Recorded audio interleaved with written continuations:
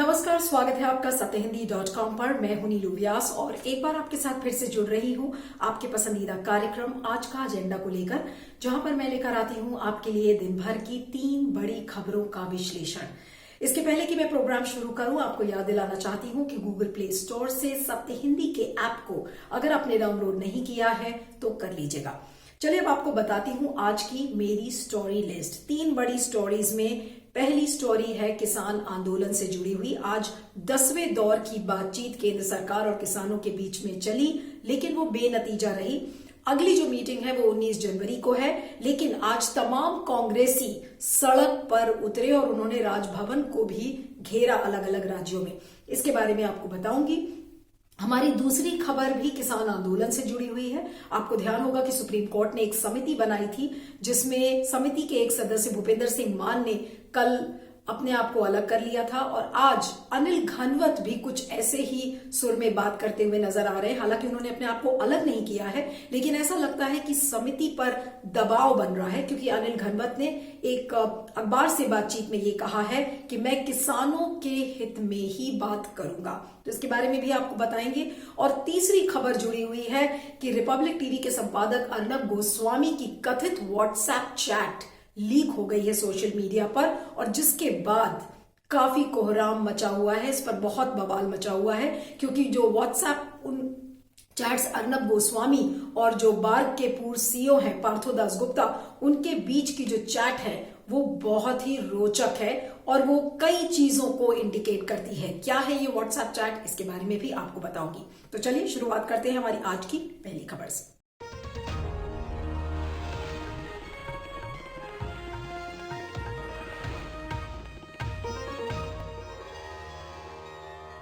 आज किसान आंदोलन का 51वां दिन है और 10 राउंड की बातचीत केंद्र सरकार और किसानों के बीच में हो चुकी है।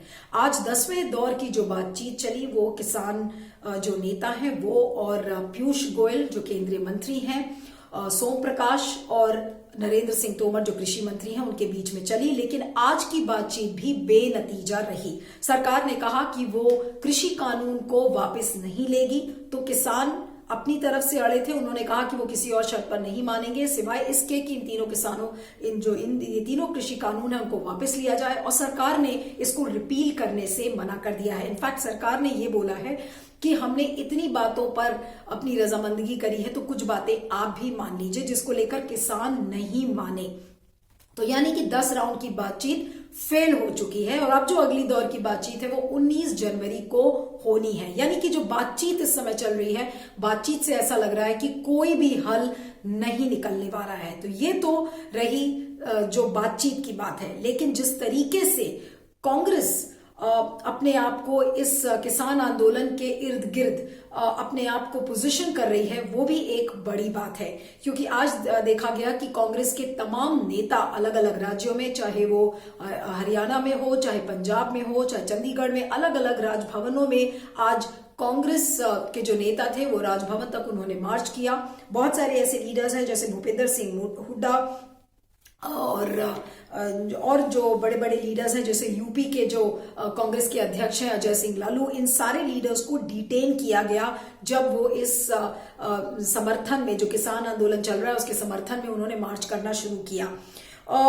आज राहुल गांधी और प्रियंका गांधी ने भी दिल्ली में किसानों के समर्थन में मार्च किया और एलजी के रेजिडेंस के सामने जाकर वो लोग बैठ गए। और राहुल गांधी ने जो बातें कही हैं वो कई बार दोहरा भी चुके हैं उसको, लेकिन उन्होंने एक बार फिर सीधा प्रहार नरेंद्र मोदी के ऊपर किया कि नरेंद्र मोदी किसानों का हित नहीं चाहते हैं, वो सिर्फ कॉर्पोरेट लॉबी का ही हित चाहते हैं। उन्होंने कहा कि आप देख लीजिए 3-4 जो उद्योगपति हैं, उन्होंने जिस तरीके से IT, retail sector, power sector, media, इन सबको हथिया लिया है, उसी तरीके से जब ये उद्योगपति एग्रीकल्चर सेक्टर में भी आएंगे तो किसानों का हक भी छीन लिया जाएगा। अब आपको बता दें कि कांग्रेस ने अपने इस अभियान को और भी ज्यादा तेज कर लिया है। जैसे जैसे किसान इस आंदोलन को तेज करने की कोशिश कर रहे हैं, उसी तरफ और उन्हीं के मुताबिक कांग्रेस ने भी अपने आंदोलन को तेज करना शुरू कर दिया है। अभी हमने सुना था कि कन्याकुमारी से लेकर कश्मीर तक 65 जो गांव हैं, और 65 का नंबर मैं इसलिए ले रही हूं क्योंकि अभी तक 65 किसानों की मौत हो चुकी है इस किसान आंदोलन में। तो कांग्रेस के जो यूथ वर्कर्स हैं वो इन 65 गांव में, जो 65 जगह है जहां से इन किसानों की मौत हुई है और जिन घरों को ये बिलोंग करते थे, तो वहां की मिट्टी लेकर ये जितने भी कांग्रेसी नेता हैं वो एक भारत के नक्शे पर इसको ड्रॉ करेंगे। और इस मुहिम को नाम दिया गया है एक मुट्ठी मिट्टी शहीद के नाम, यानी कि एक तरीके से नमन है उन किसानों को जिन्होंने अपनी इस आंदोलन में जान गंवाई है। और 1 महीने तक ये पूरा अभियान चलेगा और दिल्ली में आकर इस अभियान को विराम लगाया जाएगा। लेकिन आपको बता दें कि आज राहुल गांधी के साथ साथ प्रियंका गांधी जो एआईसीसी की जनरल सेक्रेटरी हैं, उनकी बहन भी है, आज उन्होंने भी मार्च किया। तो कुल मिलाकर इस आंदोलन को काफी तेज किया जा रहा है। एक तरफ किसान इस आंदोलन को तेज कर रहे हैं और दूसरी तरफ खासकर कांग्रेस की अगर मैं बात करूं तो वो कांग्रेस भी इस आंदोलन को तेज कर रही है, क्योंकि कांग्रेस को ऐसा लग रहा है कि अगर उन्होंने इस मौके का फायदा नहीं उठाया तो हो सकता है कि इतना बड़ा मुद्दा जो उनको बिल्कुल एक प्लेटर पे रख कर दिया है, और अगर उन्होंने इस मौके का फायदा नहीं उठाया तो उनके लिए एक और मौका हाथ से निकल जाएगा। आखिर जो बार बार ये कॉर्पोरेट्स की बारे में बात करते हैं राहुल गांधी और कांग्रेस के तमाम नेता कि ये जो उद्योगपति हैं ये किसानों का जो हक है वो छीन लेंगे, तो आज कई बार आपने देखा होगा कि कई बार कांग्रेसियों पर भी इस बात के आरोप लगे हैं, क्योंकि कांग्रेस के जमाने में भी उन्होंने भी बहुत सारे एमओयूज, बहुत सारे कॉन्ट्रैक्ट्स उद्योगपतियों से साइन किए थे। और बीजेपी के तो कई नेता इस बात को कह भी रहे हैं कि आज कांग्रेस उद्योगपतियों पे उंगली उठा रही है, लेकिन उसने भी वही काम किया था। तो कुल मिलाकर किसानों की जो हक की लड़ाई है उसका वजूद है, वो किसान एक लेवल पर अपने आप लड़ रहे हैं और दूसरी तरफ राजनीतिक पार्टी अपनी रोटी सेकने में लगी हुई है, अपने वजूद को तलाश रही है। अगर किसान अपने हक और वजूद की लड़ाई लड़ रहे हैं तो कांग्रेस जैसी पार्टी जो कि अपने आंदोलन को तेज कर रही है वो भी अपने वजूद की लड़ाई लड़ रही है। हमें नहीं भूलना चाहिए कि कांग्रेस इस समय लीडरशिप क्राइसिस से गुजर रही है, एक ऐसे समय में जब कहा जा रहा है कि जनवरी या फरवरी में हो सकता है कि राहुल गांधी पार्टी के अध्यक्ष बन जाए। अभी आपने देखा था कि कई मीटिंग्स हुई हैं जिसमें ये कहा गया है कि जल्दी से उसको एक नया अध्यक्ष बनाया जाए। अंतरिम अध्यक्ष अभी सोनिया गांधी हैं। तो राहुल गांधी के वापस लौटने का, यानी कि उनकी ताजपोशी कैसे जोर शोर से हो, तो इसको लेकर भी ऐसा लग रहा है कि तमाम तैयारियों में कांग्रेस लगी हुई है। और इसको लेकर भी इस मुद्दे को लेकर खासकर जो किसान आंदोलन है, ऐसा लग रहा है कि कई बीजेपी के नेता इस बात को इनफैक्ट कह भी चुके हैं कि किसान आंदोलन में अगर कांग्रेस शिरकत कर रही है तो ऐसा लग रहा है कि राहुल गांधी के ताजपोशी की तैयारी की जा रही है। तो जिस तरीके से, जिस तेजी से किसानों के साथ साथ कांग्रेस भी कदम से कदम मिला रही है, तो ऐसा लग रहा है कि राहुल गांधी अपने लौटने का दरवाजा बिल्कुल साफ लोगों के बीच दिखाना चाहते हैं और ये दिखाना चाहते हैं कि किसानों का सबसे बड़ा अगर हितैषी कोई है तो वो है कांग्रेस पार्टी। हालांकि इसमें अभी और भी विपक्षी पार्टी से उन्होंने जोर शोर से इसमें बोला है, चाहे वो तृणमूल कांग्रेस हो, चाहे लेफ्ट की पार्टीज हो, सभी ने इस किसान आंदोलन के खिलाफ बोला है और उन्होंने अपने इनफैक्ट किसानों को अपना समर्थन दिया है। लेकिन कांग्रेस ऐसा लगता है जिस जोर शोर से तैयारी में लगी है, ऐसा लगता है कि उसके लिए भी वजूद की लड़ाई है, क्योंकि वो एक एग्जिस्टेंशियल क्राइसिस से गुजर रही है और आज उसको ये भी मौका है ताकि लोग ये ना कहें कि आज कांग्रेस में एक लीडरशिप की कमी दिख रही है। तो उसमें बढ़ चढ़कर राहुल गांधी ने हिस्सा लिया, प्रियंका गांधी ने लिया, उधर भूपिंदर सिंह हुड्डा, अजय कुमार लालू सबको डिटेन किया गया। तो कहीं ना कहीं एक तेजी और कांग्रेस की चाल में एक थिरक नजर आ रही है जहां तक किसानों के मुद्दे का सवाल है। लेकिन रही बात जो कृषि कानून की, उसको लेकर अभी कोई सरकार से आश्वासन नहीं मिला है, क्योंकि सरकार एक तरफ अड़ी हुई है, दूसरी तरफ किसान अड़े हुए हैं। तो किसान बिल्कुल तैयारी में लग गए हैं कि अपने आंदोलन को तेज करें। 26 जनवरी आ रहा है, उसमें ट्रैक्टर मार्च की भी बात की जा रही है, किसान परेड की बात की जा रही है, तो उसको लेकर काफी जोर शोर से तैयारियां चल रही हैं। लेकिन बातचीत जो 10 राउंड की हुई है उससे ऐसा लगता है कि कोई भी नतीजा नहीं निकला है और आगे भी ऐसा लगता है कि कोई नतीजा इसका नहीं निकलेगा। इस पर आपका क्या सोचना है, फीडबैक जरूर दीजिएगा। मैं आगे चलती हूँ।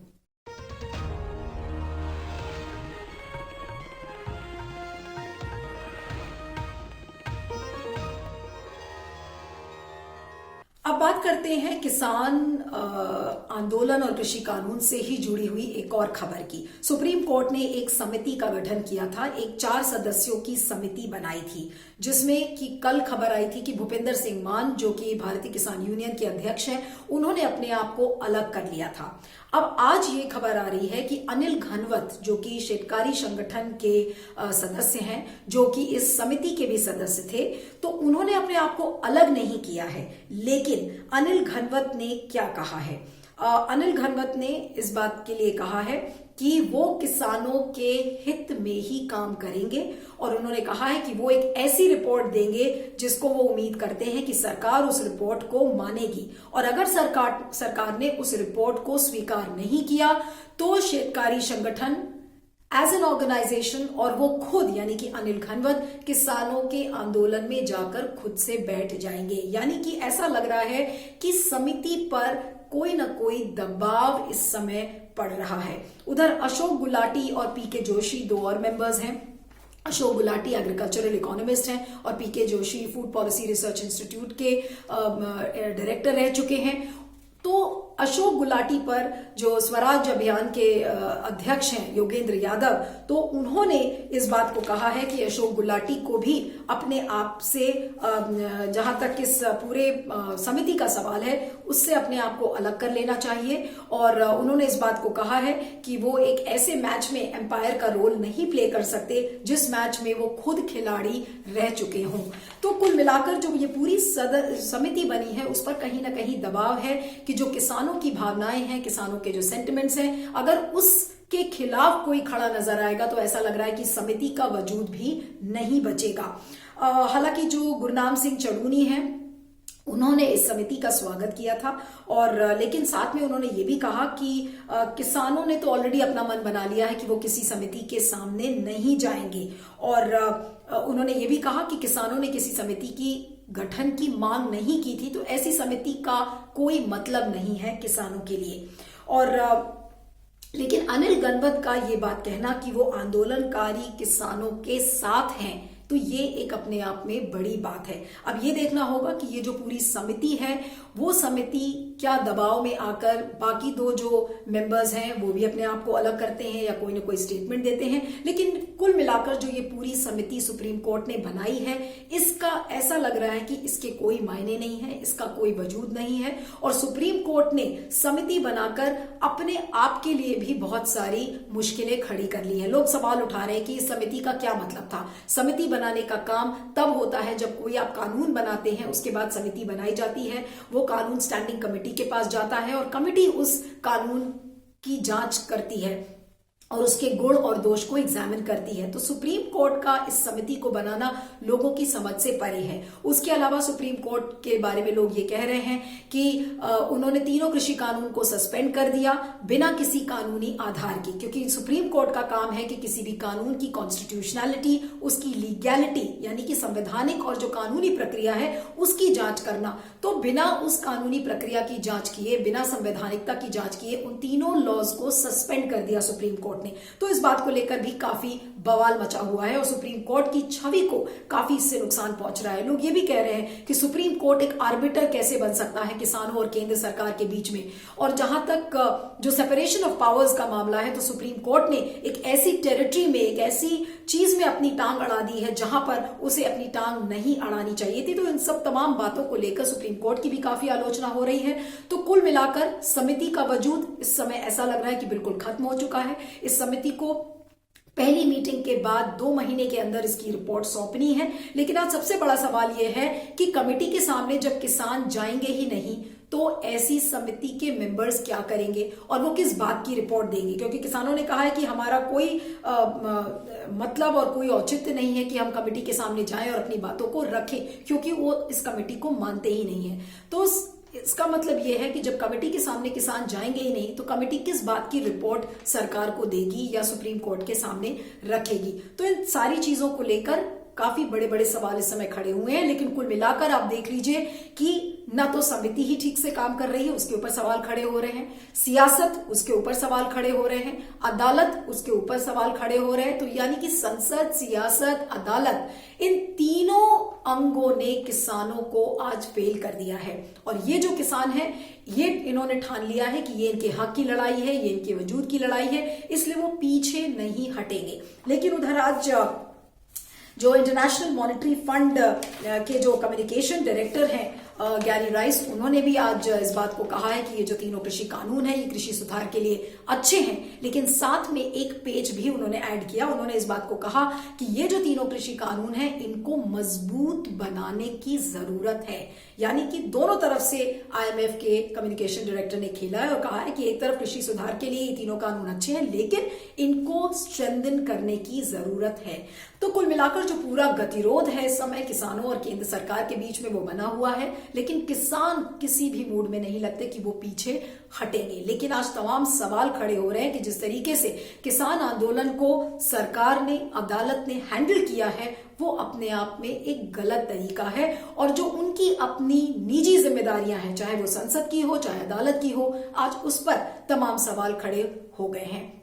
तो एक कॉमन मैन को आज किस बात का भरोसा है? भरोसा हमारा संसद से उठ चुका, भरोसा हमारा ऐसा लगता है कि अदालत से उठ चुका है। अगर प्योरली आप इस तरीके से देखिए कि किस तरीके से कृषि कानून को हैंडल किया है पार्लियामेंट ने, सियासत ने और संसद ने, तो कुल मिलाकर इन तीनों अंगों ने, जो तीनों पिलर्स हैं सरकार के, इन तीनों ने इन किसानों के साथ न्याय नहीं किया है।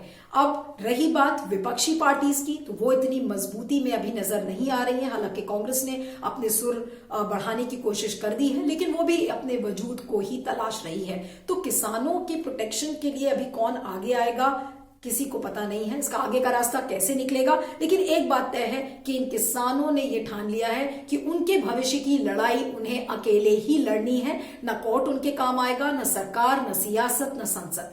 इस पर आपका क्या फीडबैक है जरूर बताइएगा। मैं आगे चलती हूँ।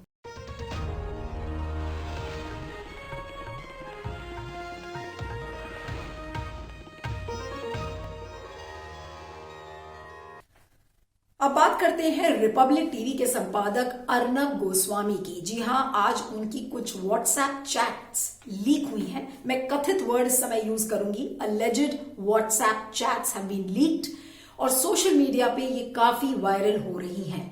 अब ये जो व्हाट्सएप चैट्स हैं, ये कहा जा रहा है कि 500 पेजेस की ये पूरी कॉन्वर्सेशन है, जिसमें कि रिपब्लिक टीवी के जो संपादक अर्नब गोस्वामी हैं, उन्होंने व्हाट्सएप पे मैसेजेस किसे भेजा है? जो बार्क यानी कि ब्रॉडकास्ट ऑडियंस रिसर्च काउंसिल के जो पूर्व CEO हैं पार्थो दास गुप्ता, उनके साथ ये व्हाट्सएप चैट्स लीक हुई हैं। अब आपको ध्यान से सुनना होगा कि इन व्हाट्सएप चैट्स में एग्जैक्ट वर्ड टू वर्ड मैं नहीं बताऊंगी, लेकिन मोटे मोटे पॉइंट्स आपके लिए बता रही हूं कि इन व्हाट्सएप चैट्स से अगर आप पढ़ें तो आपको क्या चीज समझ में आती है। इन व्हाट्सएप चैट से इस बात को लेकर बिल्कुल क्लियर चीजें सामने आ रही हैं कि अर्नब गोस्वामी ने बार बार पार्थो दास गुप्ता को इस बात को लिखा है कि जो टीआरपी की जो चोरी का मामला है, टीआरपी उनके फेवर में करने का मामला है, यानी कि रिपब्लिक टीवी के फेवर में आप टीआरपी की रेटिंग्स को करिए। तो पार्थो दास गुप्ता को रिपब्लिक टीवी ने बार बार प्राइम मिनिस्टर यानी कि प्रधानमंत्री के ऑफिस का हवाला दिया है कि वो प्रधानमंत्री के ऑफिस से बहुत करीब हैं, नेशनल सिक्योरिटी एडवाइजर को वो बहुत अच्छे से जानते हैं। और यहां तक कि अर्नब गोस्वामी ने ये भी कहा है कि वो जो सूचना और प्रसारण मंत्रालय है वो उससे भी बहुत करीब है। इसलिए सारी चीजें अगर वो रिपब्लिक टीवी के फेवर में कर देंगे तो पार्थो दास गुप्ता यानी कि बार्क के पूर्व CEO हैं, उनके लिए कोई प्रॉब्लम नहीं होगी। इन बातों को व्हाट्सएप चैट से, जो कथित व्हाट्सएप जो चैट लीक हुई है, उससे ये पता चलता है। अब कुछ चैट्स के बारे में आपको बताऊंगी। कुछ चैट्स ऐसी हैं जिसमें अर्नब गोस्वामी ने पार्थो दास गुप्ता को अश्योर किया है, इस बात का आश्वासन दिया है कि उनके रिलेशंस प्राइम मिनिस्टर ऑफिस से बहुत अच्छे हैं, इसलिए टीआरपी का फेवर उनको ही करना चाहिए। दूसरा यह है कि बार्क के जो CEO हैं, उन्होंने इस बात को अपनी चैट में लिखा है कि उन्होंने जो न्यूज ब्रॉडकास्टर्स एसोसिएशन है उसको जैम कर दिया है। और गोस्वामी ने फिर ये बोला है, अर्नब गोस्वामी ने, कि वो इस बात को लेकर प्रधानमंत्री को भी मिलेंगे। उसके बाद एक चैट सामने आती है जिसमें कि पार्थो गोस्वामी से इस बात को कहते हैं कि जो telecom regulatory authority of India है उन्होंने कुछ रिफॉर्म प्रपोजल दिया था जिसमें कि जो टीवी व्यूअरशिप है, जो डिजिटली उसको व्यूअरशिप की जाए, जिसमें कि कुछ एक सॉफ्टवेयर इंस्टॉल किया जाएगा सेट टॉप बॉक्स को लेकर। तो उन्होंने अर्नब गोस्वामी से ये कहा है कि आप तो एक रसूख वाले हैं, आपके अच्छे पॉलिटिकल कनेक्शंस हैं, आप पीएमओ को जानते हैं, आप आईएनबी मिनिस्ट्री को जानते हैं, इसलिए आप अपना इन्फ्लुएंस यूज करिए, अपना रसूख इस्तेमाल करिए और इस रिफॉर्म प्रपोजल को कैंसिल करवाने की कोशिश करिए और जो पुराना मैनुअल सिस्टम था उसको आप लाने की कोशिश करिए। इस बात को पार्थोदास गुप्ता ने अर्नब गोस्वामी से कहा है इन कथित व्हाट्सएप चैट्स में। उसके बाद इसमें फिर बात अब ये सारी चैट्स कब लीक हुई हैं? बॉम्बे हाई कोर्ट में ये जो टीआरपी की चोरी का जो पूरा स्कैम का केस सामने आया है, ये इसका केस अब अगली जो डेट है वो पोस्टपोन हो गई है जाकर 29 जनवरी के लिए। तो जिस दिन हाई कोर्ट ने इसको मुलतवी किया था 29 जनवरी के लिए, तो उस दिन ये जो सारी व्हाट्सएप चैट्स हैं ये लीक हुई हैं। अब आज हमारे सामने बड़े सवाल खड़े हुए हैं कि अगर ये 500 पेजेस की जो व्हाट्सएप चैट है आज लीक हुई है, ये मुंबई पुलिस के हवाले से, सोर्स चाहे कोई भी हो, लेकिन जो सब्सटेंस है इन चैट्स का वो अपने आप में बहुत ही एक खतरनाक प्रेसिडेंट है लोकतंत्र के लिए। इसमें बहुत सारी चीजें हैं। एक तो पहली बात नेक्सस, यानी कि मिली भगत मीडिया की और सरकार की। टीआरपी हमारे लिए क्या मायने रखती है? टीआरपी यानी कि आप जो लोगों का भरोसा है, लोगों को ये लगता है कि रिपब्लिक टीवी एक बहुत नंबर 1 चैनल है या आज तक बहुत नंबर 1 चैनल है, आप किसी के टीवी की जो रेटिंग है उससे आज लोगों का भरोसा अगर आप इन चैट्स को देखें तो उठ जाएगा। और बार बार जो रिपब्लिक टीवी अपने फेवर में इन टीआरपीज की रेटिंग्स को करने के लिए कह रहा है, तो आज टीआरपी के नाम से भी लोगों को घृणा होने लगेगी। तो एक तो कॉन्स्पिरेसी नजर आती है। दूसरा ये कि अगर मीडिया जर्नलिस्ट का अगर जो जर्नलिस्ट हैं यानी कि जो रिपोर्टर्स हैं, एंकर्स हैं, मीडिया के जो बड़े ग्रुप्स हैं, अगर वो सत्ता के बहुत करीब जाते हैं तो उनसे क्या क्या होता है। नीति, पॉलिसीज कहीं भी आप देखिए तो उन चीजों को लेकर आप घुमा फिरा सकते हैं। तो एक्सेस टू पावर से आप उस पावर का मिसयूज कैसे करते हैं, ये इसका एक जीता जागता एग्जाम्पल है। अर्नब गोस्वामी ने अपनी पोजीशन को, अपनी जो स्टैंडिंग है उसको कैसे मिसयूज किया है सत्ता के साथ हाथ मिलाकर, वो आज इससे सामने नजर आता है। और प्रशांत भूषण ने तो अपने ट्वीट में इस बात को लिखा है कि अगर आज कोई भी कंट्री जहां पर कानून को माना जाता है, there was any country where the rule of law existed, तो आज अर्नब गोस्वामी को जेल की सलाखों के पीछे होना था। इस बात को प्रशांत भूषण ने लिखा है। लेकिन आज बड़े सवाल है अर्नब गोस्वामी पे। चिल्ला चिल्लाकर वो स्टूडियो में अपने आप को राष्ट्रवाद बताते हैं, आतंकवाद के खिलाफ लड़ाई का नारा लगाते हैं। तो आज इस बात को लेकर भी लोग पूछ रहे हैं कि आज अर्नब गोस्वामी का राष्ट्रवाद कहां चला गया। आज वो जो आतंकवाद की लड़ाई के खिलाफ जो पूरी एक उन्होंने मुहिम जारी कर रखी थी, तो आज उनको एक टीआरपी टेररिस्ट का नाम भी दिया है, जैसे प्रशांत कनौजिया ने ट्वीट किया है कि he is a TRP terrorist. तो इन सारे सवालों के जवाब आज शायद अर्नब गोस्वामी को देने होंगे। ये वही अर्नब गोस्वामी है जिनके खिलाफ एक अबेटमेंट टू सुसाइड का भी केस चल रहा है। तो आज जो उनकी एक बहुत ही पॉपुलर लाइन जो अपने वो शोज में इस्तेमाल करते हैं, नेशन वांट्स टू नो, तो आज सोशल मीडिया पर तमाम लोगों ने लिखा है कि nation wants to know where Arnab Goswami is hiding. और अर्नब गोस्वामी की जो स्टाइल ऑफ रिपोर्टिंग है, स्टाइल ऑफ एंकरिंग है, वो कोई किसी की भी एक इंडिविजुअल स्टाइल हो सकती है, लेकिन अपने आप को मोरालिटी का एक बिल्कुल एक एपिटम बना लेना और ये कहना कि हम सही और आप गलत हैं, तो आज खुद अर्नब गोस्वामी इन चीजों में अपने आप को दोषी पाए जा रहे हैं। और अगर इन व्हाट्सएप चैट्स में जरा सी भी सच्चाई है तो आज इसमें प्रधानमंत्री के ऑफिस को जवाब देना होगा, सूचना प्रसारण मंत्रालय को जवाब देना होगा, और ये जो पूरे टीआरपी का जो स्कैम सामने आया है उसको लेकर एक कथित जांच की भी आवश्यकता है। तो अब देखना यह होगा कि इस पर लोग कैसे रिएक्ट करते हैं। अर्नब गोस्वामी तो उनको बेल मिल गई थी जब वो अभी जेल में गए थे और काफी दिन जेल में भी रहे, उनको बेल मिल गई, लेकिन उसके बावजूद अगर आपने उनके शोज देखे हो तो उनकी जो पूरी जो बोलने की जो एक ताकत है उसमें कहीं कोई कमी किसी तरीके से नजर नहीं आ रही है। तो इतने बड़े स्कैम के खुलासे के बाद, और अगर जैसा मैंने कहा कि अगर ये व्हाट्सएप चैट्स में कोई भी सत्यता है, तो आज इस टीआरपी स्कैम की जो जांच है उस पर एक जांच की आवश्यकता है ताकि लोगों को इसकी सच्चाई का पता चल पाए।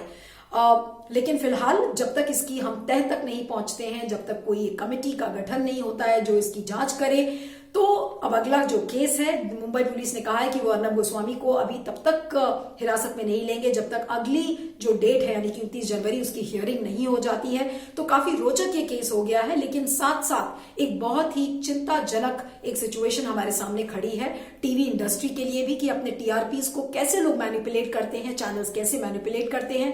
ये उसका एक जीता जागता एग्जाम्पल है। और जो भोली भाली जनता है जो ये सोचती है कि नहीं हम नंबर 1 चैनल देख रहे हैं या नंबर 2 चैनल देख रहे हैं, तो वो सारी चीजें मैनिपुलेटेड हैं। तो टीआरपी जिस वजह के लिए बनाई गई थी, आज वो ऐसा लग रहा है कि पूरा एक मैनिपुलेटिव गेम है। और अगर आप सत्ता के करीब हैं तो उसको और भी अच्छे से मैनिपुलेट कर सकते हैं अपने लिए और अपने चैनल के लिए, अपनी ऑर्गेनाइजेशन के लिए। तो बिल्कुल सत्ता के करीबी होने का जो मिसयूज है आज वो सामने आया है। तो बहुत सारे आज प्रश्न इस समय अर्नब गोस्वामी के सामने खड़े हैं और उसका वो जवाब कैसे देते हैं, उन्हें कब हिरासत में लिया जाता है, क्या ये सरकार आज प्रधानमंत्री का ऑफिस इस पर कुछ बोलेगा, सूचना प्रसारण मंत्रालय इस पर कुछ बोलेगा, ये सारी देखने वाली बात है। लेकिन एक बहुत ही शर्मनाक स्थिति है इस समय मौजूदा जो समय में मीडिया के लिए और साथ में ये सत्ता के लिए भी। जो बीजेपी की सरकार है जो अपने आप को सच्चाई के पथ पर चलने वाली बताती है कि हम चोरी नहीं होने देते, न खाऊंगा न खाने दूंगा, तो ये जो पूरा नेक्सस है ये अपने आप में एक बड़ा नेक्सस है। यूपीए की जब सरकार थी तो यूपीए की सरकार में भी आपने देखा था कि जो 2G स्कैम हुआ था उसमें किस तरीके से लोगों का नेक्सस सामने नजर आया था। तो आज अगर ये टीआरपी कि चोरी के मामले में आज अगर अर्नब गोस्वामी और सत्ता और किस तरीके से बार के साथ का ये जो नेक्सस पूरा सामने आया है, तो अब देखना होगा कि किस तरीके की इंक्वायरी इसमें होती है। लेकिन फिलहाल टीवी इंडस्ट्री से, खासकर जो न्यूज चैनल्स हैं उनसे ऐसा लगता है कि लोगों का भरोसा धीरे धीरे उठता हुआ नजर आ रहा है। आज के एजेंडा की 3 स्टोरीज में इतना ही। आप मुझे ट्विटर पर फॉलो कर सकते हैं, मेरा ट्विटर हैंडल है @neelu317। और चलते चलते आपको याद दिलाना चाहती हूं कि अगर आपने गूगल प्ले स्टोर से सत्य हिंदी के ऐप को डाउनलोड नहीं किया है तो जरूर कर लीजिएगा। बने रहिएगा सत्य हिंदी पर। Thank you so much. सत्य हिंदी का ऐप डाउनलोड करें गूगल प्ले स्टोर पर।